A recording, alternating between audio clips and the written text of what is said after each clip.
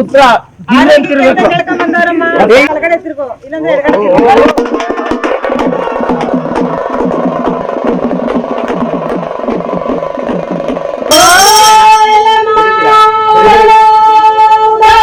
ಮಹಿಳೆಯರ ಬಂದೇ ಹೇಳ್ಬೇಕು ಅಂತಿರಲಿಲ್ಲ.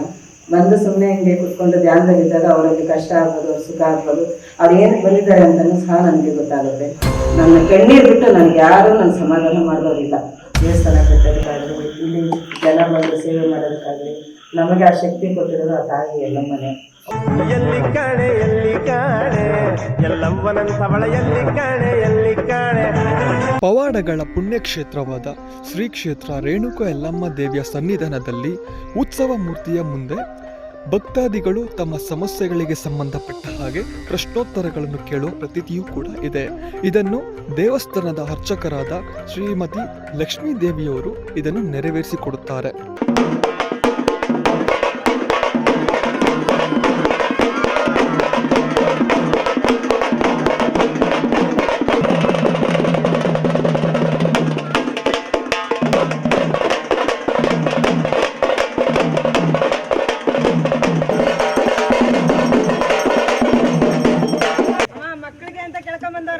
ಆಗುತ್ತಂದ್ರೆ ಬಲಗಡೆ ತಿರುವು, ಇಲ್ಲ ಅಂದ್ರೆ ಎಡಗಡೆ.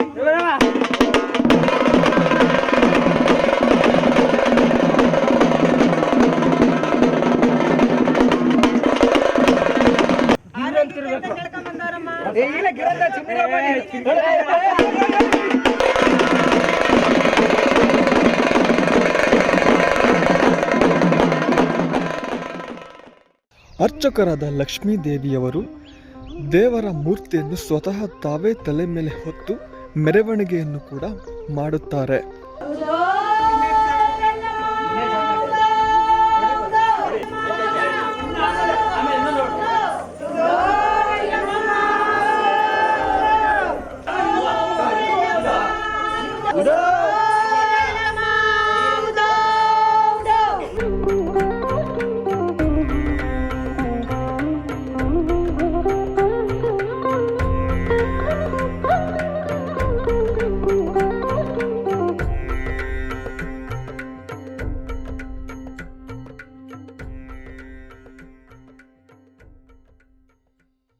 ವೀಕ್ಷಕರೇ, ರೇಣುಕಾ ಯಲ್ಲಮ್ಮ ದೇವಿಯ ಒಂದು ದೇವಸ್ಥಾನ ಏನಿದೆ, ಈ ದೇವಸ್ಥಾನಕ್ಕೆ ಮುಖ್ಯವಾದ ಒಂದು ಕಾರಣಕರ್ತರು ಹಾಗೂ ಈ ಒಂದು ದೇವಸ್ಥಾನದ ಪ್ರಧಾನ ಅರ್ಚಕರಾದ ಲಕ್ಷ್ಮೀ ದೇವರನ್ನ ಈ ಒಂದು ವಿಡಿಯೋದಲ್ಲಿ ಮಾತಾಡ್ಸೋಕೆ ನಮ್ಮ ವೀಕ್ಷಕರೇ ನಮಸ್ಕಾರ. ಮೊದಲಾಗಿ ಈ ಒಂದು ರೇಣುಕಾ ಯಲ್ಲಮ್ಮ ದೇವಿಯ ಒಂದು ಪವಾಡದ ಒಂದು ಪುಣ್ಯ ಸ್ಥಳ ನಮ್ಮ ಹೆಸರು ಕೂಡ ಇವತ್ತು ಬಂದಿದೆ. ಸೊ ಈ ಒಂದು ಸಂತೋಷ ಕ್ಷಣ ನೆನೆಸ್ಕೊಂಡಾಗ ಅಥವಾ ದೇವಸ್ಥಾನದ ಒಂದು ಇಷ್ಟೊಂದು ಪಾವಿತ್ರತೆ ಒಂದು ಬೆಳೆಸ್ಕೊಂಡು ನೋಡ್ತಾ ತಮ್ಗೆ ಏನಿಸುತ್ತೆ? ತುಂಬಾ ನನ್ನದಲ್ಲ, ತಾಯಿ ಶಕ್ತಿಯಿಂದ ನಡೆದಿರೋದು.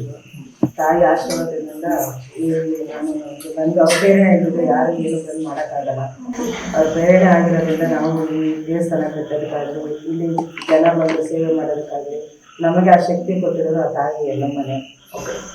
ಈ ಕ್ಷೇತ್ರ ಅಭಿವೃದ್ಧಿಗೂ ನಿಂತಿರೋದೆಲ್ಲ ಆ ತಾಯಿ ಮೇಲೆ. ಇದು ತಾಯಿ ಆಶೀರ್ವಾದದಿಂದ ನಡೀತಾರೆ. ಆಮೇಲೆ ಇನ್ನೊಂದು ವಿಚಾರ ನಿಮ್ಮ ಹತ್ರ ಮಾತಾಡ್ತಾರೆ, ಮುಂಚೆ ಈ ದೇವಸ್ಥಾನ ಯಾವ ಒಂದು ಪರಿಸ್ಥಿತಿಯಲ್ಲಿ ಇತ್ತು ಅನ್ನೋದೊಂದು ಮಾತಾಡೋದಾದ್ರೆ. ನಮ್ಮ ಅತ್ತೆಗೆ ಹುಷಾರಿರ್ಲಿಲ್ಲ, ಹಾಗಾಗಿ ಎಲ್ಲ ಒಂದು ದೇವಸ್ಥಾನದಲ್ಲಿ ಇರುವಂತೆ ಎಲ್ಲಮ್ಮನ ದೇವಸ್ಥಾನ ಮತ್ತು ಗಣೇಶ್ವರನ ದೇವಸ್ಥಾನ ಮಾಡೋದ್ರಿಂದ ತುಂಬ ಒಳ್ಳೇದಾಗುತ್ತೆ ಅಂತ. ನಮ್ಮ ಅತ್ತೆ ಹೆಸರು ಬಂದು ತಿಮ್ಮಕ್ಕ ಅಂತ, ನಮ್ಮ ಮಾವನ ಹೆಸರು ಬಂದು ವೆಂಕಟೇಶ್ ಅಂತ. ಹಂಗಾಗಿ ಅವ್ರಿಗೇನೋ ಹುಷಾರಿರೋದಕ್ಕೆ ಎಲ್ಲಮ್ಮನ ದೇವಸ್ಥಾನ ನಿಲ್ಲಿಸ್ಬೇಕು ಅಂದಾಗ ಎಲ್ಲಮ್ಮನ ದೇವಸ್ಥಾನ ಚಿಕ್ಕದಾಗಿ ಪುಟ್ಟದಾಗಿ ಎಲ್ಲಮ್ಮನ ದೇವಸ್ಥಾನ ಕಟ್ಟಿದ್ರು. ಅವಾಗ ಪೂಜೆ ಮಾಡ್ಕೊತಿದ್ರು, ಸೇವೆ ಮಾಡ್ತಿದ್ರು. ಹಂಗಾಗಿ ಇದು ಮಾಡ್ತಾಯಿದ್ರು. ಮಧ್ಯದಲ್ಲಿ ನಾವು ಮದುವೆ ಆಗಿ ಇಲ್ಲಿಗೆ ಬಂದ್ವಿ. ಮದುವೆ ಆಗಿ ಬಂದಮೇಲೆ ಒಂದು ನಮ್ಮ ಮನೆ ದೇವರಲ್ಲ ಎಲ್ಲಮ್ಮ, ನಮ್ಮ ಮನೆ ದೇವರಲ್ಲ, ನಮ್ಮ ಮನೆ ದೇವರು ಬಂದು ವೆಂಕಟೇಶ್ವರ ಸ್ವಾಮಿ. ಆಮೇಲೆ ಕಾಣಿಸ್ಕೊಂಡು ಈ ನಮಗೆ ದೇವಸ್ಥಾನ ಕಟ್ಟಿ ನಿಮ್ಗೆ ಒಳ್ಳೇದಾಗುತ್ತೆ ಅಂತ ಅವರು ಹೇಳಿದಾಗ ಸರಿ ಆಯಿತು ನಾವು ಬರ್ತೀವಮ್ಮ ಅಂತಂದಾಗ, ನಿಮಗೆ ನಾನು ಬಂದರೆ ಫಸ್ಟ್ ಸರಿ ಬಂದಾಗ ಕಷ್ಟ ಬರುತ್ತೆ, ಇಲ್ಲ ನೀವು ಕಷ್ಟ ಬೇಕು 7 ವರ್ಷ ಇರುತ್ತೆ, ಸುಖ ಬೇಕು ಅಂದ್ರೆ 7 ವರ್ಷ ಇರುತ್ತೆ, ನೀವು ಯಾವ್ದನ್ನ ಆಯ್ಕೆ ಮಾಡ್ಕೋಬೋದು ಅಂತಂದಾಗ ನಮಗೆ ಕಷ್ಟನೇ ಆಗಲಿ ಕೊಡಮ್ಮ ಅಂತ ಹೇಳಿ ನಾವು ಕೇಳಿಕೊಂಡು 7 ವರ್ಷ ನಾವು ಬರಬಾರ್ದು ಕಷ್ಟ, ಮತ್ತೆ ನಿಷ್ಠುರ, ಅವಮಾನ ಎಲ್ಲನೂ ಅನುಭವಿಸಿದ್ವಿ. ಆದಮೇಲೆ ನಮಗೆ ಕಾಲಕ್ರಮೇಣ ಎಲ್ಲ ಒಳ್ಳೆಯದಾಗಿ ಎಲ್ಲ ಅನುಕೂಲ ಆಗಿ ಎಲ್ಲ ಬಂತು. 9ನೇ ವರ್ಷದಲ್ಲಿ ದೇವಸ್ಥಾನ ಆಗುತ್ತೆ ಅಂತ ನಿರ್ಧಾರವಾಗಿದ್ದರು. ಇದನ್ನ ಮೂಲ ಪ್ರತಿಷ್ಠಾಪನೆ ಚಿಕ್ಕದಾಗಿ ನಾನು ಚಿಕ್ಕದಾಗಿ ಮಾಡಿದ್ದೆ. ನಮ್ಮ ಹತ್ರ ಪರಿಸ್ಥಿತಿ ಇರಲಿಲ್ಲ, ದೇವಸ್ಥಾನ ಮಾಡೋಂಥ ಪರಿಸ್ಥಿತಿ ಇರಲಿಲ್ಲ. ಚಿಕ್ಕದಲ್ಲಿ ಒಂಥರ ದೇವಸ್ಥಾನ ಕಟ್ಟಿ ಆಯಮ್ಮನ ಪ್ರತಿಷ್ಠಾಪನೆ ಮಾಡಿದ್ವಿ. ಪ್ರತಿಷ್ಠಾಪನೆ ಮಾಡಿ ತಾಯಿನ ಪೂಜಿಸ್ಕೊತಾ ಇದ್ವಿ. ಈಗ ಬೆಂಗಳೂರಿಂದ ಒಬ್ಬರು ಮಹೇಶ್ ಅಂತ ಒಬ್ಬರು ಬಂದರು. ಅವರು ಬಂದು ಈ ದೇವಸ್ಥಾನನ ಅಭಿವೃದ್ಧಿಗೆ ಅಂತೇಳಿ ಬಂದರು. ಒಂದು ಹೋಮ ಮಾಡಿಸ್ಬೇಕು ಅಂತ ಈ ದೇವಸ್ಥಾನದಲ್ಲಿ ಬಂದವರು ದೇವಸ್ಥಾನನ ಕಟ್ಟಬೇಕು ಅಂತೇಳಿ ಒಂದು ಚಿಕ್ಕದಾಗಿ 9ಕ್ಕೆ 9 ದೇವಸ್ಥಾನ ಕಟ್ಟಿ ಮುಂದೆ ಶೀಟೆಲ್ಲ ಹಾಕಿಸಿ ಅವರು ಪ್ರತಿ ಸೇವೆನೂ ಮುಂದೆ ನಿಂತು ಮಾಡ್ತಿದ್ರು. ಮಹೇಶ್ ಅಣ್ಣನೆಲ್ಲ ಇವರು ಇನಿಯಣ್ಣ ಅನ್ನೋರು ಬಂದಿದ್ರು. ಹಾಗಾಗಿ ಅವರು ಒಬ್ಬರಿಂದ ಒಬ್ಬರು ಸೇವೆ ಮಾಡ್ಕೊಂಡ್ಬಂದರು.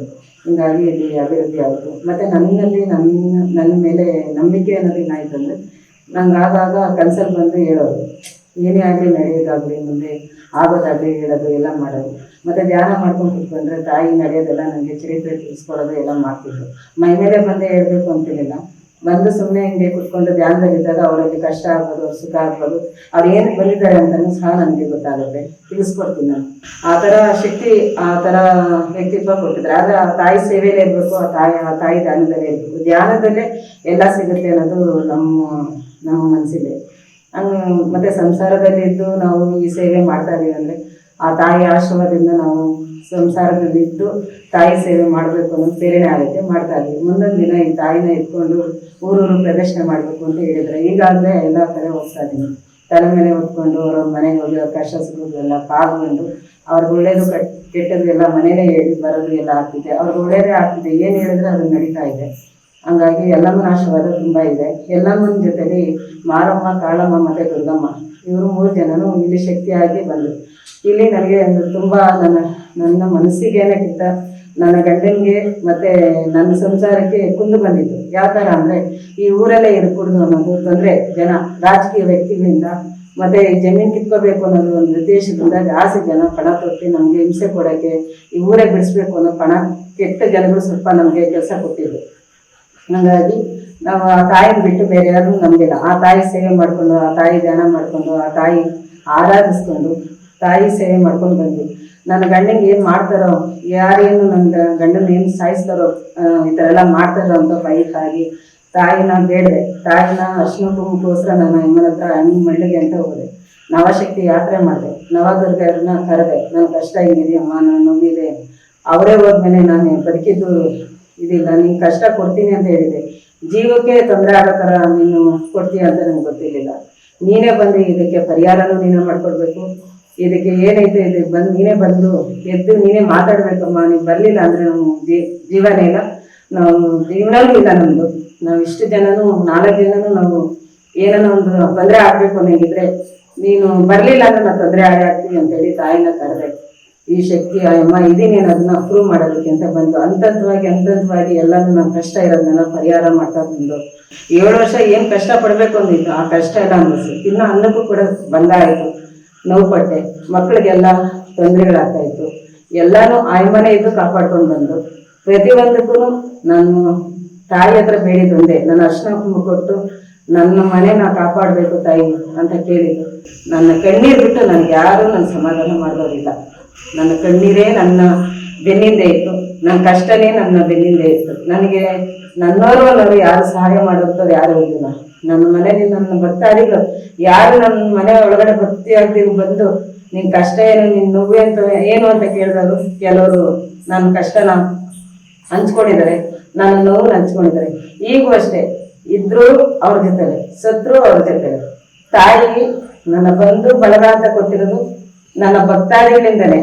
ಗೆಂಟ್ಕನಹಳ್ಳಿ ನಮ್ಮೂರು. ನನ್ನ ಹೆಸರು ಪಾರ್ವತಮ್ಮ ಅಂತ. ನನ್ನ ಮಗನಿಗೆ ಮದುವೆ ಎಲ್ಲೆಲ್ಲೋ ಬೇರೆ ಕಡೆ ಎಲ್ಲ ನೋಡಿದ್ವಿ, ಎಲ್ಲೂ ಸೆಟ್ ಆಗಲಿಲ್ಲ. ಇಲ್ಲಿಗೆ ಹೋಗ್ರಿ ಅಂತ ಯಲ್ಲಮ್ಮ ದೇವಸ್ಥಾನಕ್ಕೆ ಹೋಗ್ರಿ ಅಂತ ಹೇಳಿದ್ರು. ಅದಕ್ಕೆ ಬಂದ್ವಿ. ಇಲ್ಲಿ ಕೇಳಿದಕ್ಕೆ ಇಂಥತ್ತಾಗೆ ಆತೈತೆ ಅಂತ ಹೇಳಿದ್ರು, ಈ ಕಡೆನೇ ಆತೈತೆ ಅಂತ ಹೇಳಿದ್ರು. ಆಮೇಲೆ ಅದೇ ಕಡೆನೇ ಸೆಟ್ ಆಯ್ತು. ಅದೇ ಕಡೆ ಸೆಟ್ ಆಗಿ ನಾವು 10 ಜನಕ್ಕೆ ಊಟ ಹಾಕ್ತಿವಿ ಅಂತ ಮಕ್ಕೊಂಡು ಅರ್ಕೆ ಮಾಡ್ಕೊಂಡಿದ್ವಿ. 10 ಜನಕ್ಕೆ ಊಟ ಹಾಕಿ ನಮ್ಮ ಅರ್ಕೆ ನಾವು ತೀರಿಸಿದ್ವಿ. ನಾನಿವತ್ತು ಈ ಕ್ಷೇತ್ರದಲ್ಲಿ ಭಾಳ ಪವಾಡ ಅನ್ನೋದ್ರನ್ನೇ ನಾನು ಕೇಳುಪಟ್ಟಿದ್ದೀನಿ, ಕಣ್ಣಾರೆ ನಾನು ನೋಡು ಇದ್ದೀನಿ. ಇವತ್ತು ಹೇಳಬೇಕು ಅಂದರೆ ನಾನು ದೇವಿಯವರಿನ್ನ ರೆಡಿ ಆಗಿರಲಿಲ್ಲ. ದೇವಸ್ಥಾನ ಆಗ್ಲಿಂದನೂ ಇಲ್ಲಿ ಬರ್ತಾ ಇದ್ವಿ. ಬಂದು ಆ ತಾಯಿಯ ಅನುಗ್ರಹದಿಂದ ಇವತ್ತು ಹೇಳ್ಬೇಕು ಅಂದರೆ ಒಂದು ರೀತಿ ಪವಾಡ ಅನ್ನೋದಕ್ಕೂ ಇಂತ ಚಿತ್ರವಾಗಿ ನಾವು ನಮ್ಮ ಮಗನ ಫಾರಿನ್ ಕಳಿಸ್ಬೇಕು ಅಂತ ಇದ್ವಿ. ನನಗೆ ಯಾವ್ಯಾವ ಬರ್ಬೇಕಾಗಿರೋ ದುಡ್ಡುಗಳೆಲ್ಲ ಸೆಟ್ ಆಗಿ ಇವತ್ತು ನನ್ನ ಮಗ ಫಾರಿನಲ್ಲಿ ಓದ್ತಾ ಇದ್ದಾನೆ ಅಂದ್ರೆ ಆ ತಾಯಿ ನಿಜವಾಗೂ ಆ ತಾಯಿ ನಾವು ಚಿರರುಡಿಯಾಗಿ ಸ್ಮರಿಸ್ಬೇಕು. ಇದು ಒಂದು ವಿಚಿತ್ರವಾದ ಘಟನೆ. ಯಾಕೆಂದ್ರೆ ನನಗೆ ಹೋಗಿರೋ ದುಡ್ಡು ಹೋಯ್ತಪ್ಪ ಅನ್ನೋ ದುಡ್ಡು, ನನಗೆ ಇಷ್ಟು ದುಡ್ಡು ಇವತ್ತು ನನಗೆ ಉಟ್ವಳ್ಳಿ ಆಯ್ತು. ಇವತ್ತು ನಾವು ಕ್ಷೇತ್ರಕ್ಕೆ ನಮ್ಮ ಕುಟುಂಬ ಸಮೇತ ಬರ್ತೀವಿ, ಆ ತಾಯಿ ಸೇವೆ ಮಾಡ್ತೀವಿ. ಆ ತಾಯಿ ಸೇವೆ ಮಾಡಕ್ ಅನುಗ್ರಹ ಕೊಟ್ಟಿದ್ದಾರೆ. ತಿರ್ಗಾ ಇಲ್ಲಿರುವಂತ ಅರ್ಚಕರು ಬಹಳ ಎಲ್ಲಾರ್ಗು ಸ್ಪಂದಿಸ್ತಾರೆ. ಯಾವುದೇ ದುಡ್ಡಿನ ಆಮಿಷ ಪಡೆದೆ ಇವತ್ತು ಅವ್ರ ಕ್ಷೇತ್ರ ನಮ್ಮ ಕ್ಷೇತ್ರ ಅಂತ ಹೇಳಿ ಬಂದಂತ ಭಕ್ತಾದಿಗಳಿಗೆ ಪ್ರೀತಿ ವಿಶ್ವಾಸವಾಗಿ ಮಾತಾಡಿಸಿ ಇವತ್ತು ಪ್ರಸಾದ ವಿನಿಯೋಗ ಸಹ ಮಾಡಿ. ಯಾಕೆಂದ್ರೆ ಇವತ್ತು 10 ಜನ ಊಟ ಹಾಕ್ಬೇಕು ಅಂದ್ರೆ ಬಹಳ ಕಷ್ಟ ಇದೆ. ಯಾಕೆಂದ್ರೆ ಇವತ್ತು ಒಂದು ಕುಟುಂಬ ನೋಡೋದೇ ಬಹಳ ಗಾಸಿ ಅಂತದ್ದು. ಇವತ್ತು ಈ ಕ್ಷೇತ್ರಕ್ಕೆ ಬಂದಂತ ಎಲ್ಲಾ ಭಕ್ತಾದಿಗಳಿಗೂ ಪ್ರಸಾದ ವಿತರಣೆ ಮಾಡಿ ಹಾಗೂ ಬಂದಂತವ್ರಿಗೆಲ್ಲ ಪ್ರೀತಿ ವಿಶ್ವಾಸ ಗಳಿಸಿ ಬಂದಂತ ಕಷ್ಟ ಇದ್ರಂತವ್ರು ಸಹ ಆ ತಾಯಿ ಇವತ್ತೆಲ್ಲ ಒಳ್ಳೇದ್ ಮಾಡ್ಕೊಟ್ಟಿದ್ದಾಳೆ. ಅದರಿಂದ ಇವತ್ತು ಹೇಳ್ಬೇಕು ಅಂದ್ರೆ ಈ ಕ್ಷೇತ್ರ ದೊಡ್ಡ ಪುಣ್ಯಕ್ಷೇತ್ರ ಆಗುತ್ತೆ ಮುಂದಕ್ಕೆ. ನಮಸ್ತೆ ಸರ್, ನಮ್ಮದು ಅಮ್ಮಾಮು. ಮನೆಯಲ್ಲಿ ತುಂಬ ಕಷ್ಟ, ಯಾವಾಗ್ಲೂ ಮನಸ್ತಾಪಗಳು, ಜಗಳ, ಆರೋಗ್ಯ ಎಲ್ಲ ಸಮಸ್ಯೆನೇ ಇತ್ತು ಸರ್. ಇಲ್ಲಿಗೆ ಬಂದಮೇಲೆ ತಾಯಿ ನಮ್ಗೆ ಎಲ್ಲದರಲ್ಲೂ ಅನುಕೂಲ ಮಾಡಿಕೊಟ್ಟು, ನನ್ನ ಮಗಳಿಗೂ ಹುಷಾರಿರಲಿಲ್ಲ. ಇಲ್ಲಿಗೆ ಬಂದಮೇಲೆ ತಾಯಿ ನಾನಿದ್ದೀನಿ ಅಂತ ನನಗೆ ಭರವಸೆ ಕೊಟ್ಟಳು. ಈಗೂ ಅಷ್ಟೇ ಸರ್, ನಾನು ಬೆಳಿಗ್ಗೆ ಸಾಯಂಕಾಲ ಕಣ್ಣೀರು ಹಾಕಿದ್ರೆ, ನಾನು ಬೆಳಗ್ಗೆ ಹಾಕಿದ್ರೆ ಸಾಯಂಕಾಲ ನನ್ನ ಸಮಸ್ಯೆ ಏನಿದ್ರು ಆ ಅಮ್ಮ ಪರಿಹಾರ ಮಾಡ್ತಾಳೆ ಸರ್. ಅಷ್ಟು ನಂಬಿದ್ದೀವಿ ಸರ್ ತಾಯಿ. ನಾವು ಇರೋವರೆಗೂ ಆ ಅಮ್ಮನ್ನ ನಮ್ಮನ್ನ ಕೈ ಬಿಡಲ್ಲ ಸರ್. ನಮ್ಮ ಅಣ್ಣಂಗಾಗ್ಬೋದು, ನಮ್ಮ ಇಡೀ ಫ್ಯಾಮಿಲಿಯಲ್ಲೇ ತುಂಬ ಸಮಸ್ಯೆ ಬಗೆಹರಿಸಿದ್ದಾಳೆ ಸರ್ ತಾಯಿ. ನನ್ನ ಹೆಸರು ಮಮತಾ, ನಮ್ಮದು ಅಮಾಮು. ನನ್ನ ಮಗಂದು ಸಮಸ್ಯೆ ಜಾಸ್ತಿ ಆಗಿತ್ತು. ಮಗನಿಗೆ ಊಟನೂ ಸೇರ್ತಾ ಇರಲಿಲ್ಲ, ನೀರು ಸಹ ಸೇರ್ತಾ ಇರಲಿಲ್ಲ. ಏನು ತಿಂದ್ರು ವಾಮಿಟ್ ಆಗ್ತಾ ಇತ್ತು. ಅಲ್ಲಿ ದೊಡ್ಡಬಳ್ಳಾಪುರದಲ್ಲಿ 1 ವಾರ ಅಡ್ಮಿಟ್ ಮಾಡಿದ್ವಿ, ಬೆಂಗಳೂರಲ್ಲಿ ಅಡ್ಮಿಟ್ ಮಾಡಿದ್ವಿ. ಎಲ್ಲೇ ಏನೇ ಮಾಡಿದ್ರು ಇಡೀ ಬಾಡಿನೇ ಸ್ಕ್ಯಾನರ್ ಮಾಡಿದ್ವಿ. ಎಲ್ಲ ನಾರ್ಮಲ್ ಅಂತಾನೆ ಬಂತು. ಆಮೇಲೆ ನಮ್ಮ ಭಾವನವರು ಎಲ್ಲರೂ ಹೇಳಿದ್ರು, ನಂಗೆ ದೇವ್ರ ಮೇಲೆ ನಂಬಿಕೆ ಭಕ್ತಿ ಏನೋ ಇರ್ಲಿಲ್ಲ. ಕ್ಷೇತ್ರಕ್ಕೆ ಬಂದ್ಮೇಲೆ ನಿಮ್ ನಂಬಿಕೆ ಆಯ್ತು. ಅವರೆಲ್ಲ ಇಲ್ಲ ದೇವಸ್ಥಾನಕ್ಕೆ ಹೋಗೋಣ, ಇಲ್ಲ ದೇವ್ರು ಇದ್ದಿದ್ರೆ ಇಷ್ಟು ಕಷ್ಟ ಏನ್ ಕೊಡ್ತಾ ಇದ್ರು, ದೇವ್ರಿಲ್ಲ ಏನಿಲ್ಲ, ಹಾಸ್ಪಿಟಲ್ಲೇ ತೋರಿಸಿ ಅಂದ್ರು. ಆಮೇಲೆ ನಮ್ಮ ಭಾವನವ್ರು ಇಟ್ಕೊಂಡು ಅಲ್ಲೇ ಹಾಸ್ಪಿಟ್ಲಾಗೆ ಇದ್ವಿ. ಬರೇ ಒಂದು ಫೋಟೋ ಅಷ್ಟೇ ಕಳ್ಸಿದ್ದು. ಅಮ್ಮನವ್ರಿಗೆ ಒಂದು ಫೋಟೋ ಕಳ್ಸಿ, ಬರೇ ಒಂದು ಫೋಟೋದಲ್ಲೇ ಒಂದು ದೀಪ ಹಚ್ಚಿದ್ವಿ. ಹಾಸ್ಪಿಟ್ಲಲ್ಲೇ ಅಲ್ಲೇ ಕ್ಲಿಯರ್ ಆಯ್ತು. ಕ್ಲಿಯರ್ ಆಗಿ ಇವಾಗ ಎಲ್ಲ ಅಮ್ಮನ ಕ್ಷೇತ್ರಕ್ಕೆ ಬಂದ್ಮೇಲೆ ಎಲ್ಲ ಶುರುವಾಯ್ತು. ಅದು ಬರೀ ಒಂದು ದೀಪದಿಂದ ನಮ್ಮ ಪವಾಡನೆ ತೋರಿಸ್ಬಿಟ್ಟು ಇವತ್ತು ಈ ಹುಡುಗ ಈ ಇದ್ರಲ್ಲಿ ನಿಂತವನೆ ಅಂದ್ರೆ ಅಮ್ಮನೇ ಕಾರಣ. ದುಡ್ಡು ಕಾಸು ಏನು ಕೇಳಿರ್ಲಿಲ್ಲ. ದುಡ್ಡು ಕಾಸು ಇಲ್ಲಿಗೆ ಬಂದಾಗಿಂದ ನಾವು 1 ರೂಪಾಯಿ ಖರ್ಚು ಮಾಡಲ್ಲ ಸರ್. ನಮ್ ಪೂಜೆ ನಮ್ ಇಷ್ಟ ಬಂದಂಗ ಹೂವ ಪೂಜೆ ತಗೊಂಬರೋದು ಅಷ್ಟೇ ಸರ್ ಅಮ್ಮ ಕೇಳೋದು. ಇನ್ಯಾವತ್ತು ನಮ್ಮನ್ನ 1 ರೂಪಾಯಿ ಕೇಳಿಲ್ಲ, ಏನಿಲ್ಲ ಸರ್. ಬಂದವ್ರಿಗೆಲ್ಲ ಪ್ರಸಾದ ವಿನಿಯೋಗ ಎಷ್ಟೊತ್ತೇ ಆಗ್ಲಿ ಸರ್, ರಾತ್ರಿ 8-9 ಗಂಟೆ ಆಗ್ಲಿ ಪ್ರಸಾದ ತಿನ್ಕೊಂಡು ಹೋಗಿದ್ದು ಅಮ್ಮ ಕಳ್ಸಲ್ಲ ಸರ್ ನಮ್ಗೆ. ಸರ್, ನನ್ನ ಹೆಸರು ನಾಗರಾಜ್ ಅಂತ. ನಾನು ಇಲ್ಲಿ ದೊಡ್ಡಬಳ್ಳಾಪುರ ತಾಲೂಕು ಅಮ್ಮಾಮ್ ಗ್ರಾಮದಿಂದ ಬಂದಿದ್ದೆ. ನಾನು ಮುಂಚೆ ನಮ್ಮೂರಲ್ಲಿ ಇಲ್ಲಿಗೆ ಬರ್ತಾ ಇದ್ರು ಜನ, ಏನೋ ಬರ್ತಾ ಇರೋ ಇಲ್ಲಿ ಜನ ಹೋಗ್ತಾರೆ, ಎಲ್ಲರೂ ಹೇಳ್ತಾನೆ ಇದ್ರು ಇಲ್ಲಿ ದೇವ್ರ ಐತೆ ಬರ್ರಿ ಒಳ್ಳೇದಂತ. ಯಾವ ದೇವರು ಏನ್ ಕತೆ ಅಂತ ನಾನು ಅನ್ಕೊಂಡಿದ್ದೆ. ನಮ್ಮ ಈ ಜರ್ನಿ ಬರ್ತಾ ಬರ್ತಾ ಬರ್ತಾ ನಮ್ಗ ಒಂಥರ ಪಾಸಿಟಿವ್ ಆಗಿ ಏನೇ ಆಗಿರ್ಬೋದು, ಏನೇನೋ ಪರಿಹಾರಗಳು ದೇವಸ್ಥಾನ ಬಂದ ತಕ್ಷಣ ಇವಾಗ ಏನ್ ಅನ್ಕೊಂಡು ಹೋಗಿರ್ತೀವೋ ಇಲ್ಲ ಅಮ್ಮ ಕೇಳ್ಕೊಂಡು ಹೋಗಿದ ತಕ್ಷಣ ನೆಕ್ಸ್ಟ್ ಡೇ ಅದಾದ ಕೆಲ್ಸ ಆಗ್ತಾ ಇತ್ತು, ಇಲ್ಲ 1 ವಾರ ಬೆಲೆ ಆದ್ರೂ ಆಗಿತ್ತು. ಅದಾದ ನಂತರ ನಾವು ಇಲ್ಲಿ ಬಂದಿದ ತಕ್ಷಣ ಇಲ್ಲಿ ಏನೋ ಒಂಥರ ಪಾಸಿಟಿವ್ ಚೆನ್ನಾಗಿದೆ, ಇಲ್ಲೂ ನಂಬಿಕೆ ಇದೆ, ಇಲ್ಲಿ ದೇವರ ಜಾಸ್ತಿ ಇದೆ, ಈ ಕ್ಷೇತ್ರ ಪವಾಡ ಕ್ಷೇತ್ರನೇ ಒಂಥರ ಅಭಿವೃದ್ಧಿ ನಡೀತಾ ಇದ್ದಂಗಿದೆ ಅನ್ಬಿಟ್ಟು ನನಗೆ ಇಲ್ಲಿ ಜಾಸ್ತಿ ಏನೋ ಒಂಥರ ನಂಬಿಕೆ ಜಾಸ್ತಿ ಆಯಿತು ಅಂತ ನಾನು ಇಲ್ಲಿ ಬಂದ ತಕ್ಷಣ ನಾನು ಇಲ್ಲೊಂದು ಚಿಕ್ಕ ಸೇವಕರ್ತನಾಗಿ ಸೇವೆ ಮಾಡ್ಕೊಂಡು ಅಮ್ಮನ ಸೇವೆ ಮಾಡ್ಕೊಂಡು ಇದ್ದೀನಿ. ಇಲ್ಲಿ ನನ್ನ ಮಗು ವಿಷಯ ಆಗಿರ್ಬೋದು, ನಮ್ಮ ಮಗು ಜ್ವರ ಬಂದ್ರು ಅಷ್ಟೇ, ನಾನು ಮುಂಚೆ ಆಸ್ಪತ್ರೆಗೆ ಹೋಗ್ತಾ ಇದ್ದೆ ಜಾಸ್ತಿ. ನನ್ನ ಮಗು ಜ್ವರ ಬಂದು ಆಸ್ಪತ್ರೆಗೆ ಹೋಗಿ ತೋರಿಸಿದ್ರು 2 ದಿವಸ 3 ದಿವಸ 4 ದಿವಸ. ಇವಾಗ ಒಂದು ವರ್ಷದಿಂದ ಆದ್ಮೇಲೆ ನನ್ನ ಮಗು ಆಗಿದ ತಕ್ಷಣ ಇಲ್ಲಿ ಬಂದಾಗಿಂದ ಅವತ್ತು ಜ್ವರ ಬಂದು ಕರ್ಕೊಂಡೋದ್ರೆ ಸಾಯಂಕಾಲಕ್ಕೆ ಜ್ವರ ಮೇಲೆ ಆಗ್ತಾ ಇದೆ.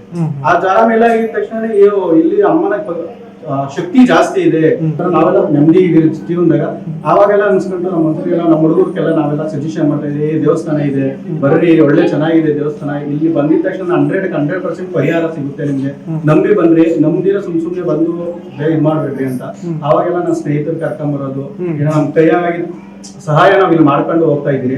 ಇದನ್ನ ಬಿಟ್ಟು ಇನ್ನ ಜಾಸ್ತಿ ಮುಂದೊಂದ್ ದಿನ ಇನ್ನ ನಾವು ಜಾಸ್ತಿ ಮಾಡ್ಬೇಕು ಅಂತ ಪ್ರಯತ್ನ ಪಡ್ತಾ ಇದೀವಿ. ಇನ್ನ ನಮ್ ಕೈಯಾಗ ಅಮ್ಮನವ್ರ ಶಕ್ತಿಯಿಂದ ಅಮ್ಮನವ್ರು ನಮ್ ಕಡೆಯಿಂದ ಇನ್ನ ಏನ್ ಮಾಡ್ಸ್ಕೊಬೇಕು ಮಾಡ್ಸಿ ನಾವು ನಿರಂತರವಾಗಿ ಆ ಅಮ್ಮನ ಸೇವೆ ಮಾಡ್ಕೊಳಕ ನಾವು ಪ್ರಯತ್ನ ಪಡ್ತೀವಿ. ದೇವ್ರನ್ನ ಪ್ರೀತಿಸ್ಬೇಕು, ಆರಾಧಿಸಿಲ್ಲ ಪ್ರೀತಿಸಿಲ್ಲ ಅಂದ್ರೆ ದೇವ್ರು ಯಾವುದೇ ಕಾರಣಕ್ಕೂ ವರ ಕೊಡೋದು ಅಲ್ಲ. ಅವರು ಪೂಜೆ ಕೊಟ್ಟು 100 ಪೂಜೆ ಕೊಟ್ಟರು ಅದು ಕಳ್ಸಲ್ಲ. ಸಂಸಾರ ಬೇಡ, ಮಕ್ಕಳು ಬೇಡ, ಯಾರು ಬೇಡ, ನೀನ್ ಬಾರ ಅಂತ ಒಂದೇ ಒಂದು ಮಾತು ಕರೆದೇನು ನಾನು ಆ ತಾಯಿ ಸೇವೆಗೆ ಹೋಗ್ತೀನಿ. ಆ ತರ ಆ ತಾಯಿ ಮೇಲೆ ಅಷ್ಟು ನಂಬಿಕೆ ಇಟ್ಟಿರೋ ನಾನು. ತುಂಬಾ ಕಷ್ಟದಲ್ಲಿದ್ದೆ. ಈ ತರ ಈ ಸ್ಥಾನದಲ್ಲಿ ಬರ್ಬೇಕು ಅಂದ್ರೂ ನನ್ಗೆ ಮಾರಮ್ಮ ಎಲ್ಲಮ್ಮನೇ ಕಾರಣ. ಓದೋದ್ರಲ್ಲಿ ಸ್ವಲ್ಪ ವೀಕ್ ಇದ್ದೆ, ನಾನು SLC ಪಾಸ್ ಆಗ್ತೀನಿ ಅಂತ ಯಾರು ಹೇಳ್ತಾ ಇದ್ರು, ನನ್ಗೆ ನಂಬಿಕೆ ಇದ್ದಿಲ್ಲ. ಅಂತದ್ರಲ್ಲಿ ಬಂದು ಇಲ್ಲಿ ಪಾಸ್ ಆಗಿ ಇವಾಗ ಕೆಲ್ಸಕ್ಕೆ ಹೋಗಿ ನಾವು ಸ್ವಲ್ಪ ಇರೋ ಸಾಲನೆಲ್ಲ ತೀರ್ಸಿ ಈ ಮಟ್ಟದಲ್ಲಿ ನಾನು ಬಂದಿದ್ದೀನಿ. ಅಂದ್ರೆ ಒಳಗಿಟ್ಟಿರೋಕ್ಕಿಂತ ಹೆಚ್ಚಾಗಿ ಏನೇ ಕಷ್ಟ ಬಂದು ಏನೇ ನೋವಾಗ್ಲಿ ಅವ್ರ ಹತ್ರ ಹಂಚ್ಕೊಳ್ಳೋಷ್ಟಕ್ಕೆ ನಾನಿದ್ದೀನಿ ಅಂತ ಬಂದ್ ಮಾಡೋಂಥ ವ್ಯಕ್ತಿ ಇಲ್ಲ.